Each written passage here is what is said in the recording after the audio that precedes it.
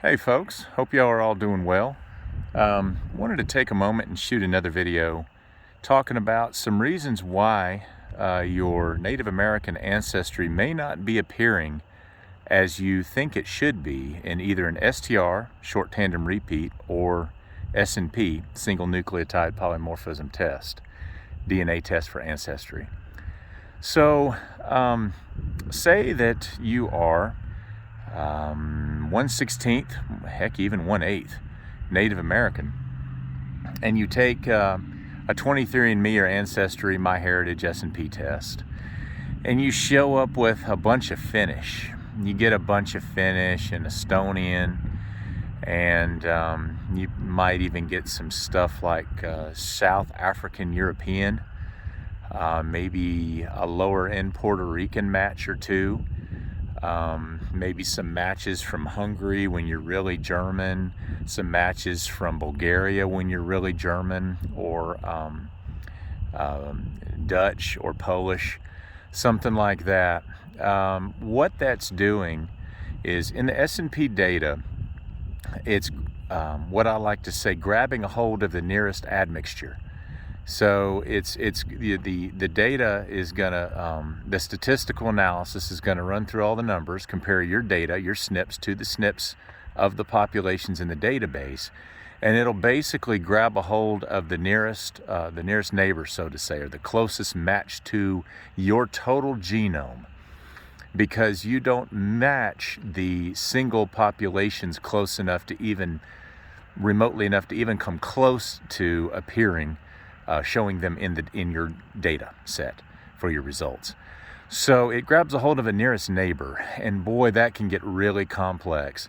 Say you're 3% Sub-Saharan, 4% Roma, and a 16th Native American, which would be roughly 5%, 4 to 5%,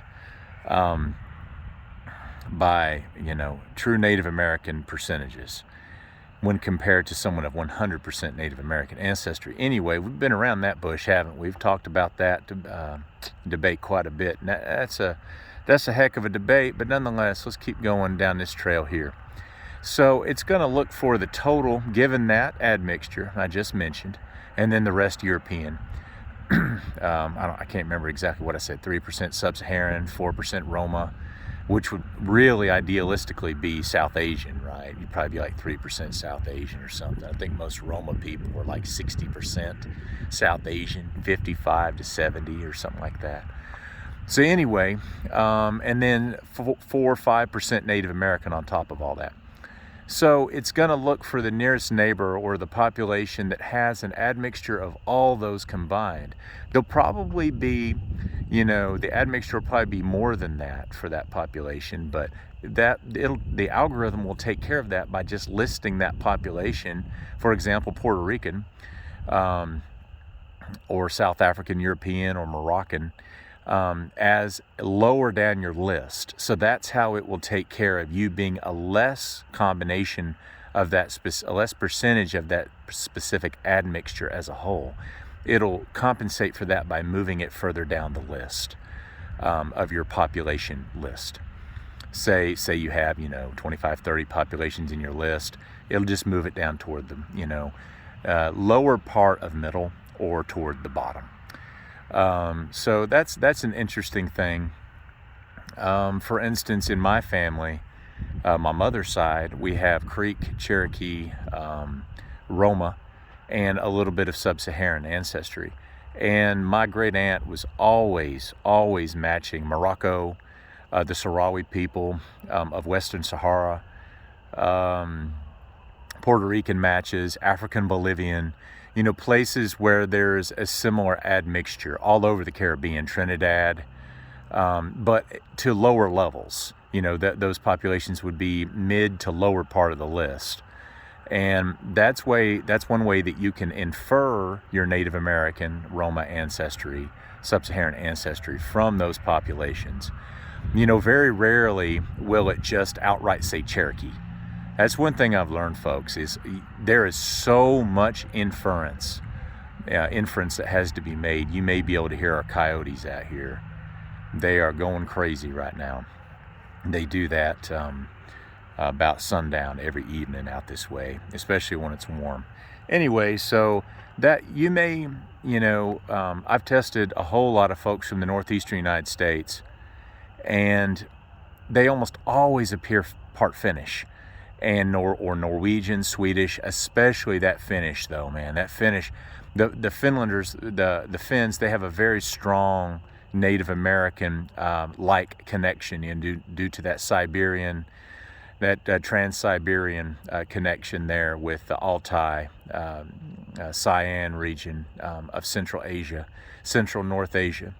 So the Mongolic, Tunsic, Mongolic, Turkic proto there that connects them to the some of the Norwegian, the Norse people, especially the Finns, the Sami people there of the northern reaches of Scandinavia. So anyhow, really fascinating. A lot of them, Estonia, Russia, Northwest Russia will pop up too. And then for those that have the Roma connection, oftentimes you'll get the Adyegi region of the Caucasus region there of southern Russia, or between the Black Sea and the Caspian Sea.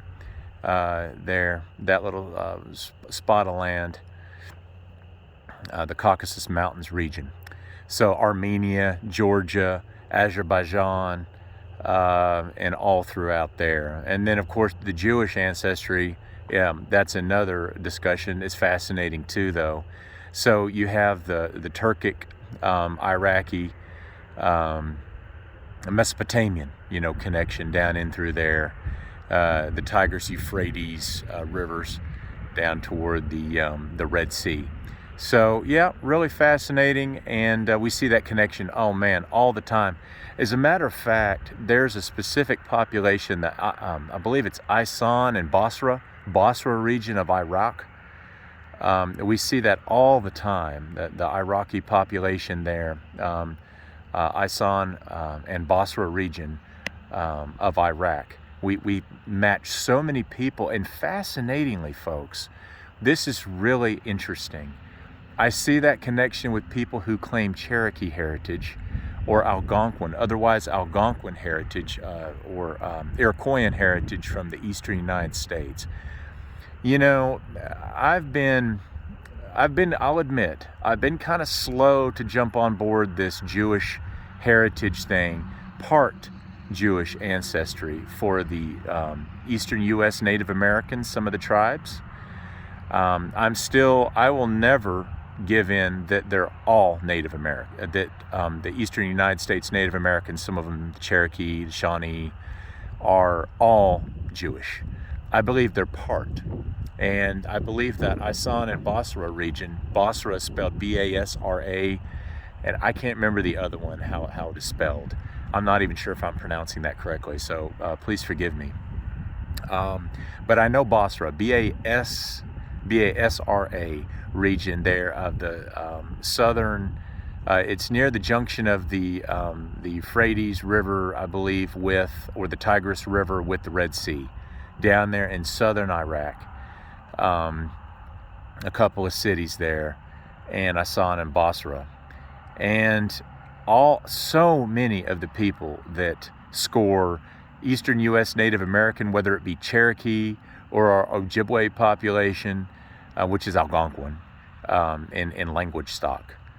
And a couple of the others, I've seen some Lumbee people that match it too, for sure, and even some Creeks from southern Georgia, have this Basra population from Iraq show up, and it just really makes me wonder, why is it always that population showing up? So, and interestingly, that is near the origin, supposedly, of the Hebrew language. That is something I recently found when I was digging around on the internet. I did a Google image search, you know how you can do that. I just typed in origin of the Hebrew language, or location, geographical location, or geographic origin of the Hebrew language, and hit image search on Google. And it popped up with a location right on top of where I'm talking about. There, just north of the Red Sea Delta, the Euphrates, Tigris River. See, I can't remember, it's terrible. I'm a little loose on that part of the world, my geography. But where the river there, the main river out of Iraq, dumps into the Delta, dumps into the Red Sea there. That I'm a little unsure about what the name of it is, but that region, our population going back right there from so many of the eastern U.S. folks that test with us. Anyway, you get the point. There's got to be something to that. And again, the eastern U.S. natives, the tribes that some have claimed are Hebrew in origin, I'm going to have to challenge that. I don't think they're necessarily, and I don't even know if certain folks have claimed that they're all Hebrew in origin, but I do agree that they're part, which is very fascinating. And you know, it's fascinating. Some of these cave drawings and stuff that they found, these glyphs or whatever they're called, forgive me, I'm not real certain on the name of those either, but these cave drawings that they found, cave inscriptions in some of the in the Appalachians, in the eastern mountains here of the U.S. Some of those, I know those are real, and that no doubt points to people being here, you know, pre-Columbian, obviously, before Columbus, and from the Middle East, and Hebrew in origin. So anyway, all that is so fascinating. It amazes me every time I see it. And so in your DNA, folks, if I've done an analysis for you here at Native DNA, if we've ever done an analysis for you, and you're popping up as Masan/Basra region from Iraq, I believe that's it, M-E-S-S-A-N, Masan, or M-E-S-A-N, and Basra. Basra, I think, is B-A-S-R-A. Then you might want to lend some thought to the possibility that you're related to some natives, that some indigenous folks from North America that have that Jewish connection to the Middle East, Hebrew language connection. Fascinating stuff. So yeah, those are some things I've learned recently. Boy, I could keep going. There's so much more that I could talk about, but that's distinguishing admixture. A lot of folks, especially with the STRs when you test, if you're of Cherokee, really I'll just sum it up like this. If you, as an aside, one last thing, if you have an Algonquin or Iroquoian connection, and you're from the primarily from the northeastern United States or southeast Canada, and you have some population TU of China, Mongolia, Inner Mongolia, China. Let's see here, Mongolian from southern Russia, appearing in your ancestry, in our admixture analysis for you in your report. Consider that you might be Algonquin or Iroquoian in stock, language stock. I've seen those populations appear so many times. There's other populations from northeastern China that may appear as well. Far northeastern China is pretty common. Around Lake Qinghai in central China, Tibetan, any of that, Xinjiang province of Xinjiang, I think is how it's said. Pardon me, again, sometimes my pronunciation is lacking. So consider you may be of Iroquoian or Algonquin language stock, Native American. We see a lot of Estonia and Finland appear like that as well. But anyway, I just wanted to shoot a little video just to keep things rolling on the channel here, and I sure hope you've enjoyed it. One more thing, just because I just can't stop talking about this. I love this stuff. You folks can tell, I'm sure. And I have a lot more videos planned. You may have gotten India and been wondering, you know, well, it must be Roma and not Native American. Well, it depends. How high up on the list are your South Asian populations? Do you have some Native American populations that are showing up below that, weaker matches? What may be happening, if so, what may be happening is your India is your Native and your Roma are all wrapped up in one package in the India. The India may be indicating both Roma and Native American through the Tibetan connection, Western China, and the Romani origins of Western India or Southeast Pakistan, Eastern Pakistan, those two things, Roma and Native American, may be combined, and that's why, through that India match, and that's why your India match may be higher than your Native American matches, is you're having that East Asian Native American combination, your East Asian may be representing both Native American and your Romani heritage in one. So anyway, I've seen that where the India matches will appear higher than the Native America and Roma matches, and that leaves you baffled. Like, for instance, if you have a Pakistani match and it's appearing at the top, and you know you have Native American heritage, or you suspect it, you're more than likely both Roma and Native American, or very well could be. So again, I'll have a lot more of these discussions, folks. Thank you so much for tuning in, and y'all have a great one. Take care.